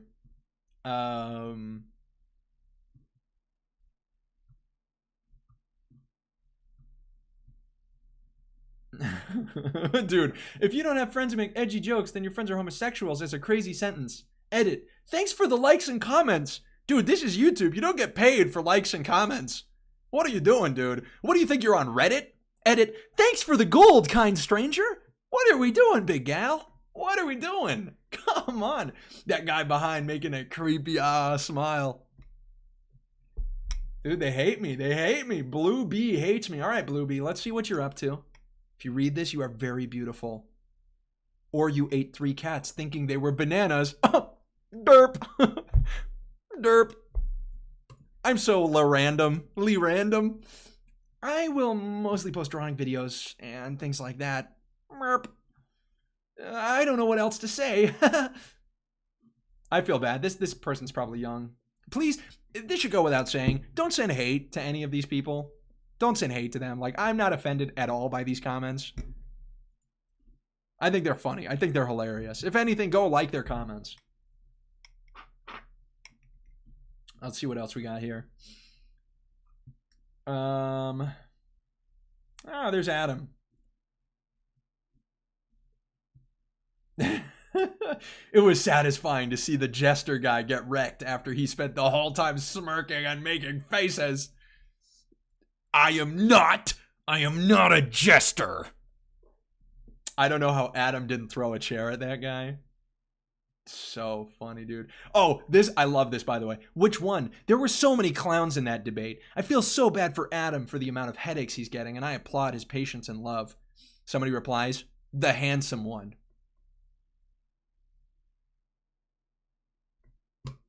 They say it. They admit it. Thank you. Thank you, Respecto Puppy 7662. Anyways. Oh yeah, timestamp. And then that guy reminded me of the poison wine scene from Princess Bride. You said this, so I'm going to say that. You'd like to think that, wouldn't you? Never bet against the Sicilian when death is on the line. What a banger, bro. Yeah, we do not be letting the comments spike our cortisol. No way. No way, Jose. We are not letting the comments spike our cortisol. Lord Farquaad in the back is infuriating. Banger. Banger. When he finally ran up and got to the chair, a cold chill came over me. What are these people are living movies. What is this, like a book? Is this one of your fantasy books? When he finally ran up and got to the chair, a cold chill came over me. It's so funny. And based, mogged by chipper and jovial smirk. So based. Of course, you'd appeal to physical appearance when you know you can't defend your side intellectually. Man, shut the flip up, dog. What else we got here? That creep smiling 24/7 in the background is so annoying. 59 replies. 59 people wanted to talk about that. It is very creepy. I've just tried to watch to see if he actually tries to get up and talk. It looks like he sat in that spot just to be on the camera. I was moved. They put me in that spot. Okay? I did not sit there. I wanted to sit in the middle because I thought that's where I'd be on camera the most. Turns out it was a different spot. Turns out a different seat was the best. So anyway, giving serious Patrick Bateman vibes. I'll take it. I'll take it. I will take that. I wonder what the conversation inside his head sounds like. So, dude, it's so good. My name is Patrick Bateman. Hey, Adam, you like Huey Lewis in the News? You like Donald Trump? His early work was a little too populist for my taste. But when he got elected in 24, I think he really came into his own, politically and socially. His whole admin has a clear, crisp goal and a new sheen of populist commercialism that really gives the admin a big boost. He's been compared to Ronald Reagan, He's been compared to Ronald Reagan, but I think Trump has a far more cynical, dictatorial sense of governance. So, dude, so real. In 25, he released this, the Alien Enemies Act, an interpretation of the Constitution so controversial, it's even ignited the left. Funny stuff. Yeah, I should have quoted the whole caring for the poor minorities. We need to oppose racial discrimination and promote less materialism in young people. Real. His dumb facial expressions were pissing me off. He definitely volunteered to sit directly behind the camera. They moved me there, okay? He was placed there on purpose just to annoy us and make Adam look bad. Their little game is so rigged. You think I made Adam look bad by sitting behind him? That's actually funny. Just to annoy you? No. Dude, these people are so conspiratorial. They think that Jubilee, Asian woman, what a go. Yeah, if you guys do want to support the show, powerchat.live /kaiclips. Asian Mormon sent $8.80. They definitely made Wattpad stories after making those comments. Dude, so real. The Wattpad stories, bro. These MFs probably made Wattpad stories, gay fan fiction. It's got to be crazy. The stuff that they are concocting has got to be crazy, my guys. It has got to be nuts. Never ask a liberal e-girl if she thinks the conservative e-boy is cute. Never ask. But this is so funny, dude. Their little game is so rigged. Do you think Jubilee is right-wing? You think Jubilee is right-wing and they put me there to make Adam Mockler look bad? Really? Adam, dude, so funny. He actually asked with Mehdi Hassan. No, I didn't. What? I will never watch another Jubilee debate if they put Smiley in the background again. At least split the screen like you did for like 10 seconds. He's definitely looking at himself in the monitor, quite pleased with himself. It's a little sad, if anything. There's no monitor. There's cameras on us. We don't have monitors.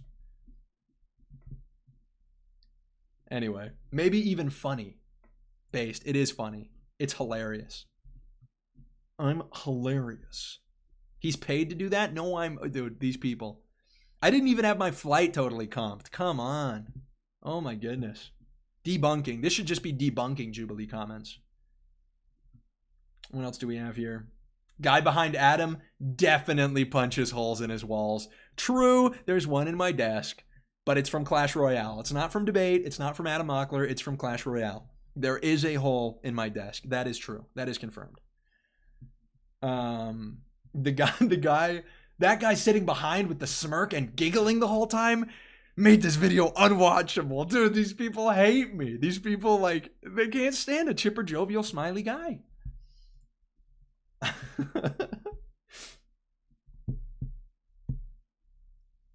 Let's see what's going on. This is actually a funny comment. Adam Mockler versus 20 people who have never heard of that. That's funny. That's a reference to all the people who haven't heard of some of the recent Trump stuff.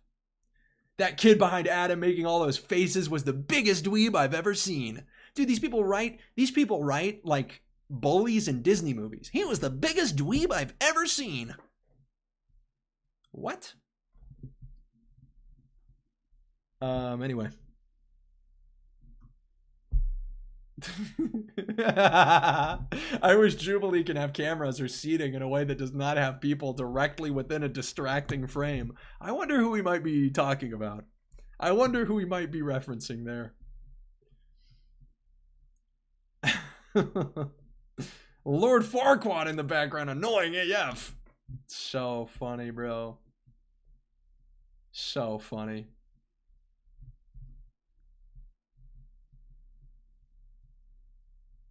Let's see.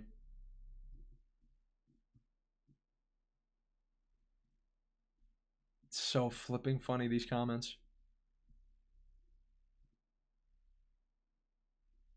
Wait, what's this? I think you're moving the goalpost. You all aren't even on the field saying you won with nothing on the scoreboard. I don't think you understand the metaphor. I don't think you understand what moving the goalpost means. I don't think that means what you think it means. So real, dude. Yeah, I'm like Trump behind Hillary in the 2016 debate. That's a great, dude, that is a great comparison. I'm like Trump standing behind Hillary, stalking her in the 2016 debate. That's so true. Great. Hey, that is a great comment. W comment. Sophia, thank you for the super chat. Sophia says, Kai, can we please get a Clark Kent check with the glasses? I don't know about that. I don't think today.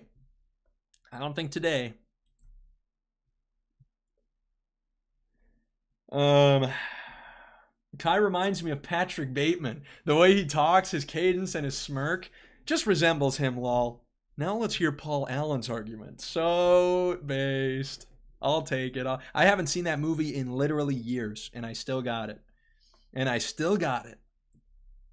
I quit drinking, but after this episode, I might have to start again. Please, no. Please, no. I'll stop smirking if you just don't drink. Just don't drink alcohol, please. Please don't drink alcohol, please. Bro in the back is such an NPC. Honestly, that's a based comment. If I can be an NPC in these videos, I'll do it. Next time I walk up on a Jubilee video, I'm going to walk into the chair like an Oblivion NPC, and I'm going to like walk through it and then just move it away and then sit on air. That's how committed to the bit I'm going to be in the next episode. What else? I went to, dude, what's up with these comments? Or is this the same? No, this is a different person. I went to school with one of these people and he was just as infuriated. Or no, did we see this guy already? Yeah, we did see this guy already. We did. I thought it was another guy. What else do we have here?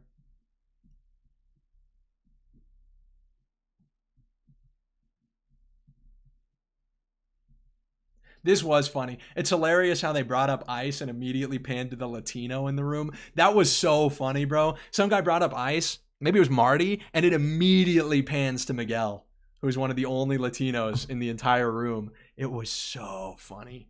You have to do the NPC wave when you sit down to talk. Yeah, just sit down. I'll do the Roblox smirk the whole time.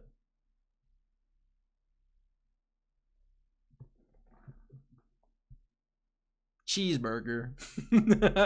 Cheeseburger. Chesburger.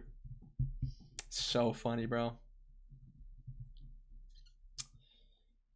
What else we got here?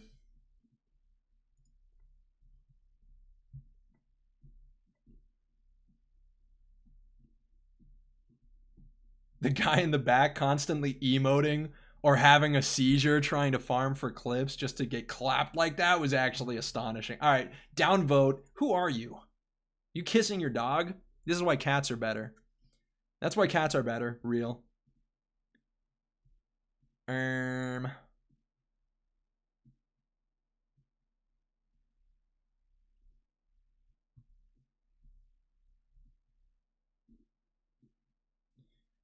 Okay, I think we'll see if we get another couple. There was a bunch on the first day. I wish we had all of them from the first day. It was so funny to see the reactions. She is Loker genuinely nuts. He has the patience of a saint. American Psycho in the background was the best part. 250 likes. What do we get? Patrick Rage Bateman. So that's comment of the year. That one is comment of the entire episode. Patrick Rage Bateman. That's a good comment. That is a really good one. He's going to take that as a compliment. Dang it, I'm too predictable. Looks European to me? Well, yeah. So I'm German. What do you mean he looks European as a response to him being called Patrick Bateman? Yeah, the original comment was about that. It said American Psycho in the background. It looks European to me. What? Guy in the tricolor shirt looks like Pennywise. That is an interesting one. That is an interesting one. I like that. What are these, dude? And where did he get that shirt from? The 80s? Yeah, and it's epic actually. The tricolor shirt goes hard, first of all. Second of all, what the heck is this comment? Had to look his best and that went back to when he was a twinkle in his daddy's eye.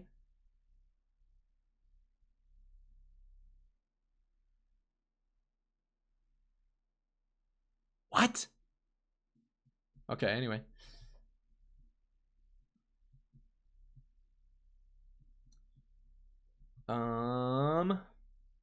There's got to be one more. Well, we'll do one more.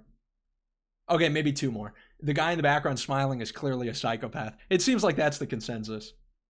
Seems like that is the consensus. The guy behind Adam has the worst facial expression of all time. What is this? And then, oh, dude, I've got a green tongue right now. And then, I can't do that face. And then, I like those. And he's a weeb, so of course bro thinks he's a main anime character. What do you mean I'm a weeb? Where did you pull that from? Where did you pull the idea that I am a weeaboo from? Totally random.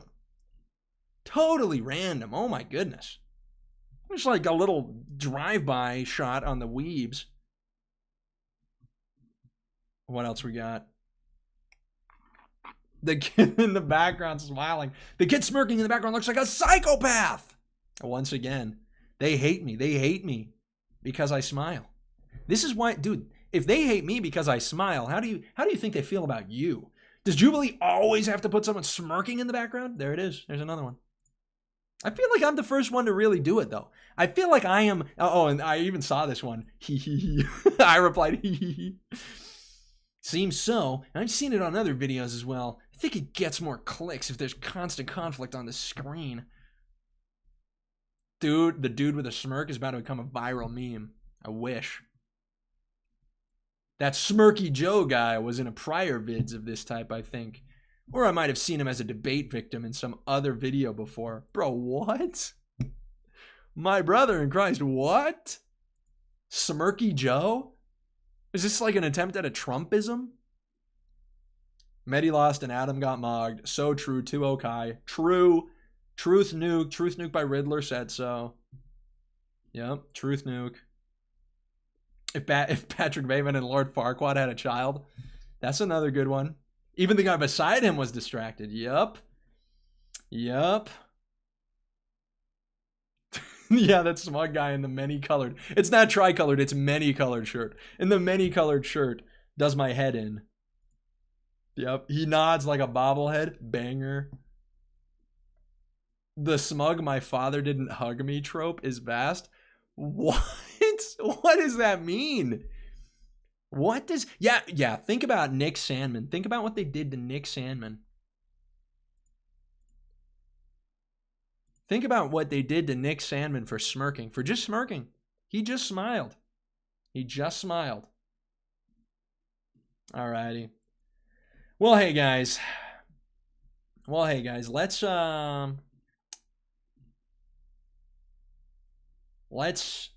leave it there, I think. Can we get rid of the guy mugging for the camera behind Adam? Mogging. All right, gentlemen. Let's leave it there. Thank you guys so much. Many colored shirts. Yeah, we are a shirt of many colors. These MFs be biblical the way they're talking about a freaking shirt of many colors. MFs must be Joseph. MF is finna start comparing me to Joseph the way they talk about a shirt of many colors. Anyway, hey, love you guys so much. Thank you guys for tuning in. We're probably gonna clip farm that, react to some more of the comments. It's been a great time being with you. I want to give a big shout out to our super chatters. We had Jubilee, Asian Mormon. Thank you guys for the support. Ni hao, Asian Mormon, and a Woshing hao, bing chilling to you as well. And G Police, thank you for subscribing. So thank you, gentlemen. Unfortunately, for today's episode, we are out of time, but we will see you again tomorrow with Out of Touch. Adios. Bye.